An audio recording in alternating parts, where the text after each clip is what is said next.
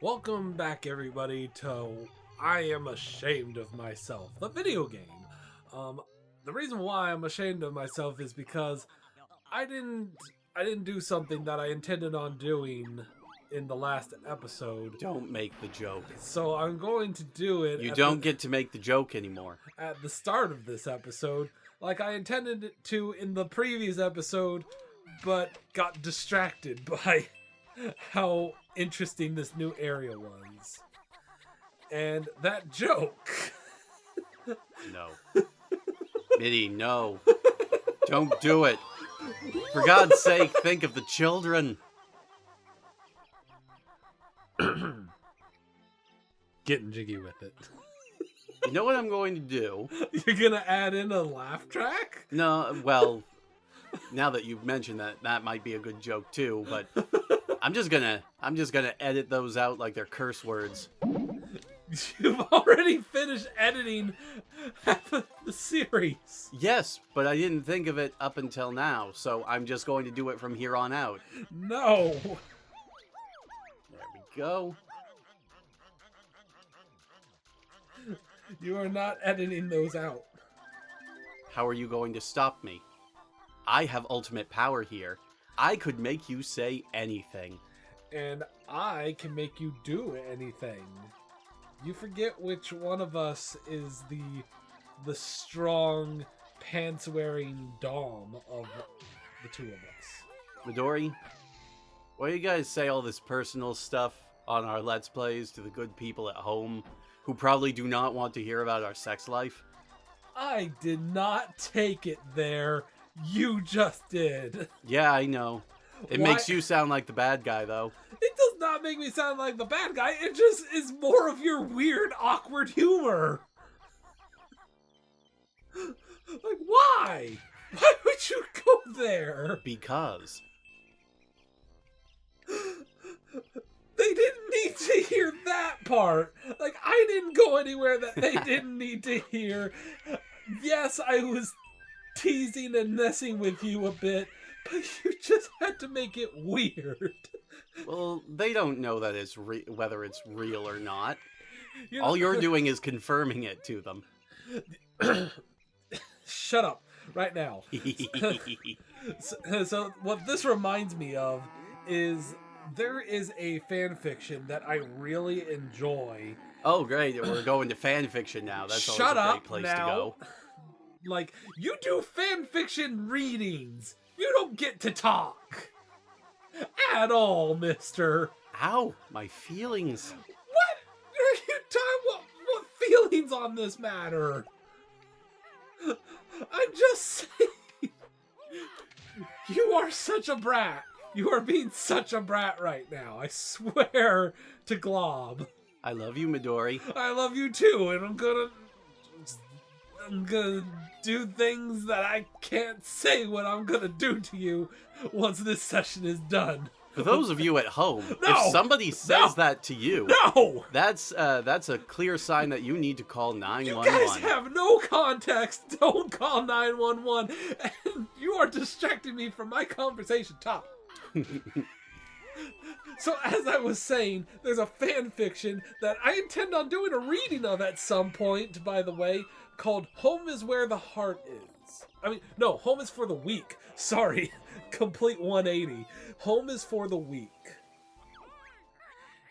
It is a great series about Scootaloo from My Little Pony living in a cardboard box with a male version of Princess Celestia.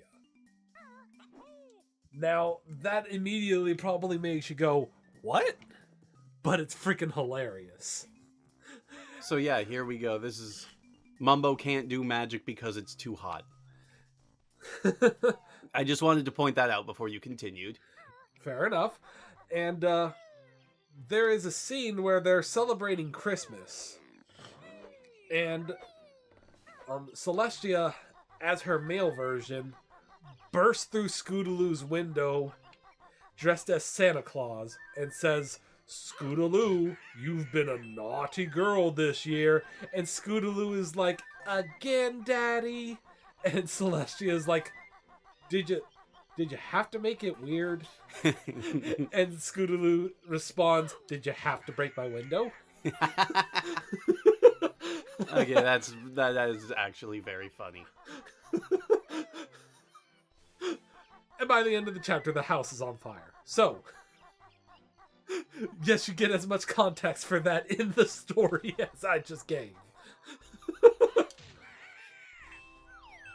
So yeah, now that it's summer, all of the leaves are in bloom, so we can actually make it, we can actually use them as stepping stones now. I guess you could in spring too, but they were just tiny little buds, and that's not very good for precision platforming. Yeah, it's really not, but something that is bothering me is that every time we say summer, like a song plays in my head, like some sort of Beach Boys song or something, and I can't remember what it is. Like in my head, it's just like, it goes, I don't even know if they mentioned. And we're gonna have fun, fun, fun till her daddy took the T-bird away. I know that song, actually. I used to be really big into the Beach Boys when I was younger. I did too. I actually did too. I loved a lot of their songs, like Baparan and Bermuda. Is that what's called, Bermuda? I think that's what it's called. I know which song you're talking about. Bermuda, Bahama, come on, pretty mama, to Lago, Montego, baby, why don't we go to Bermuda, Bahama? And copyright strike. Gosh dang it! Well, gosh and golly gee whiz. Oh, cheese and crackers. We're gonna have to make an Arfin House reference there where just the word lawsuit gets plastered across the screen with a bang. Okay, let's see here. And here we have more caterpillars. And here we have Goombi collecting caterpillars. He has spotted one and collected it. Now he's moving up the steps. He ignores the honey hive in favor of musical notes. And now it's slaughtering everything on the plane. 2. He collects 3. He collects 4. Mitty, this is like sub 2007 Let's Play right here. What? Have you ever gone back and watched like the early days of YouTube Let's Plays before? I don't think I have. If you want a good indication of like what it was like, you all can try hunting down my old Let's Plays that I tried to do in college. They are embarrassing and terrible, and I never want to see them again. Actually, I probably deleted most of those because that was when YouTube was really hard-hitting with copyright strikes. Yeah. Like, I tried to... Sorry, go ahead. Can I just point out that you're like, they were awkward and terrible, and I never want to see them again. You should go watch them. Yeah, I'm complicated like that. But I tried doing, Oh, that's going to sound great on the capture. You just couldn't wait until a break? I couldn't, man. It was getting in my throat. But, yeah, one of the reasons why I bring it up is because one of the first Let's Plays I ever tried to do was, of a game that I hadn't even beaten yet. I was trying to do one of Dark Cloud, which, at the time, I had only played through the first dungeon of, and believe me... Yeah. Mitty has actually played very far into the game, so... I have played, like, at least halfway through the 4th dungeon in that game. I believe that's how far I've gotten in that game. So the fact that you just said that... But yeah, the reason why I bring it up is because that game is not very good for Let's Playing. It's, mostly because it's exploring a bunch of randomly generated dungeons. And that's all that you do for most of the game. Yeah, even in the sequel. But, yeah, I recall, like, I can only imagine how fun the 3rd boss was for you. Oh my god. I don't even think I got up to the end of the 2nd dungeon before I called it quits on that Let's Play. Oh boy. Yeah, I hear some people talk about what an... Ow. But... Good save. Good save. But that the third boss is, because the third boss in that game is some sort of ice queen at the bottom of some sort of sunken ship, and she is hard for a lot of people apparently, and they all get so mad when I tell them, oh well, I found this weird glitch where I could attack her from slightly behind a pillar and she couldn't attack me. Anyway, you ready for the hardest boss fight in the game? Really? Yes, watch. It's so difficult.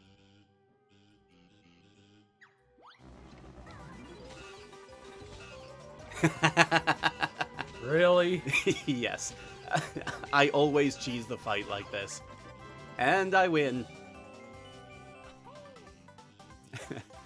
But, yeah. When I was trying to do the original Let's Plays, this was... pardon me. This was back when I was using a 2008 MacBook to do pretty much everything that I needed to do on a computer. Oh boy.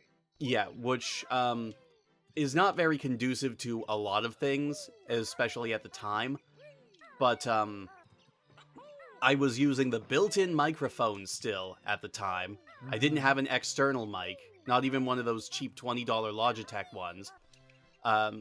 From there, I also was using a Dazzle to record all of the footage and doing it like post commentary rather than live commentary, and it was absolutely horrible. The Dazzle sucked so much. Yes, the Dazzlings are horrible villains. Wrong thing. Oh, I Wrong, forgot to... wrong. You're wrong. You're wrong. You're wrong. I don't even know what that's a reference to. That's from Scrubs, actually. Oh. Yeah, that's Dr. Cox? Yep. Very classic scene. Did I flip this? You did. Yes, I did. So I'm doing this all for nothing. I'm sorry. I'm wasting everybody's time. I'm so bad at this. Yes, he is. Oh my god, people. Shut up. Why you gotta be mean to me? Because I love you. Yeah, I suppose that makes sense. It's the same logic as a schoolyard bully. The schoolyard bully only does it because they have a crush on you. My bullies didn't. Mine didn't either. So before we get too heavy and depressing, let's go into fall now. Yay, happy times. We're all having a good time, not reliving traumatic things from our past. Yeah. Let's not cross that bridge. Because I have a lot of really bad memories I don't want to get into, and I'm sure I made things awkward enough with my conversation when you brought up church. Oh yeah, I haven't gotten to the point of editing that yet, but like I said, I'm probably just going to have to call that episode Things Get Heavy, or something like that. I mean, I'm sure things are going to get heavy in our Let's Plays in the future. Oh yeah. It was just like, I wasn't expecting it so soon. Well, there are certain things that trigger me, I guess. Yep, we have to use that word now, huh? I don't know what other word to... Some things just set me off. There, for all you people that hate the word trigger or triggered, it set me off. Okay. Yeah, let's go with that. It's just like the logic behind curse words. You really don't need to use curse words, honestly. I know a lot of people like to, and a lot of people feel like, well, why shouldn't I? Who cares? But you really don't need to use curse words. You can use lots of other words to express your feelings on certain matters. It's just people feel like curse words really drive home that emphasis. Which they do. Fair enough, but I know think that doesn't pick up on the capture. You can have some amusing fun with replacement curse words. Why? Because it's fun. Yeah, but if you're using a replacement curse word, the meaning behind the words is still the same. People still know what you mean. Exactly. So why does it matter if you're using the words that people consider bad and bleep out and like demonetize you for when you can just use silly words that have the same meaning? You know what? I'm not smart enough to give you an answer on that, so there's that conversation in the bag. I'm just saying, like, a lot of people, like, they make a big stink, and it's like, if you want to use just regular curse words, I'm not censoring you myself. I'm not saying you can't. Oh, hi, Sparks from Spyro. I'm not saying that you can't do it, guys. I'm just saying, like, you can also not do it. It's an option. Because it is. It's an option. There we go. Like, for example, one of my favorite replacement curse words is fruitcake. Fruitcake? Yes, I like calling people fruitcakes.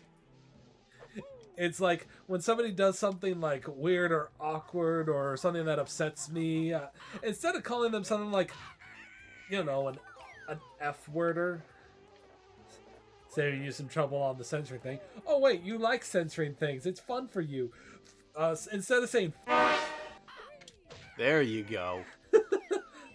That's right. Get into it, Mitty. Ass. Pussy. That last one, I'm not sure if that's on the list. But I'm definitely going to use a cat sound to censor it.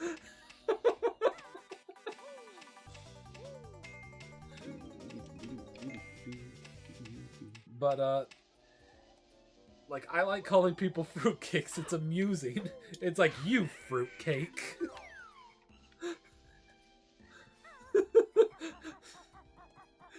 So you might hear me call Goomy that sometimes during our Let's Plays. That's why. I just like using that in place of certain curse words. Yep.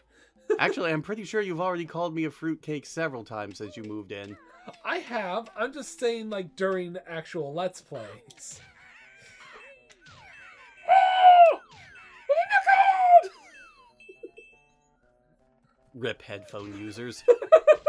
Rip me. You killed... Rip our audio capture. You killed Jack Be Nimble, Jack Be Quick. Caterpillar. He didn't even get to jump over a candlestick. So what, did the bees just not care about you now? Yeah, like, they've pretty much moved out. I think this guy is the only one left in here for cleanup purposes. But yeah, it's getting too cold for them, so they've abandoned the hive. The only thing left is that caterpillar, a couple of notes. And then we can move on to winter. Did you hit the winter switch yet? No, but we haven't finished up here yet. There's still a bunch of other stuff we need to take care of in fall, too. Is there? Oh yeah, we've only made it halfway up the tree, and I actually forgot to stop by the beaver's house while we were here, too. Yeah, I was about to bring that up. Like, have you gone to the beaver yet? No, not yet. We'll get there. We will get to the beaver. We will get to her beaver. Must resist. Joke. So obvious. So juvenile. Didn't I just make that joke? Yes, you did, but I'm showing that I'm better than that. Sure. Sure. There we go. Getting jiggy with it. We almost made it. Almost. I'm so sorry, everybody. Just the defeat in your voice. There will be no Christmas this year. Inform the orphans.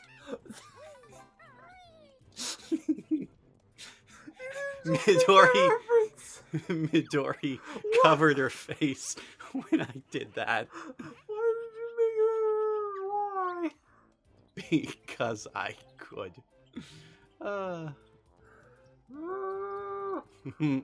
Oh, come on, it was not that bad. You broke a window. Yes, a window that's on a tree for some reason. A window into adventure. God, the eyes on this acorn.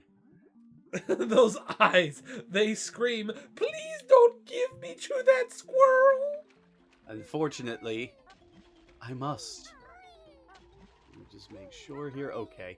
I believe we have to come back to this particular room in winter for one of the empty honeycomb pieces. I can see how the different seasons in Junk would get you really turned around in remembering what to do here. Oh yeah, basically if you miss any notes or anything while you're exploring, like it is the worst feeling in the world because you don't know which season you forgot them in. Oof. Go. Go for it. Yay! Missed it. Oh well, we'll just have to try again. Please don't give us to that squirrel! You're all going to die. No, it's like when you first pick up a caterpillar back in summer, the first thing he says is he basically begs you not to feed him to a predator. And then I fed 5 of them to a predator, and this season I have to feed 10 of them to Irie. What did the acorn say when you got him? Acorns are tasty. The acorn said that he's tasty? Yeah, he said, "Yum, acorns are tasty." It's like, I'm delicious! Yeah, pretty much. Look at how sad I am and how delicious I am! This squirrel is stupid. He had one of them here in his house all along. He did. But yeah, it's down there. I didn't even notice that about the caterpillars. Like, that's really messed up. Yep. For as whimsical as this game does, if you stop to think about some of the things in here, it can get kind of dark. And they play on that in the Conker's Bad Fur Day very hard. Yeah. Well, you know the story behind that game, right? What is it? Well, I will tell you during our next episode, because once I get this jiggy, we are going to stop for the next one. So I will tell the story of how Conker's Bad Fur Day became the way it was when we start the next episode. See you all next time. Okay, sure. Bye. Bye.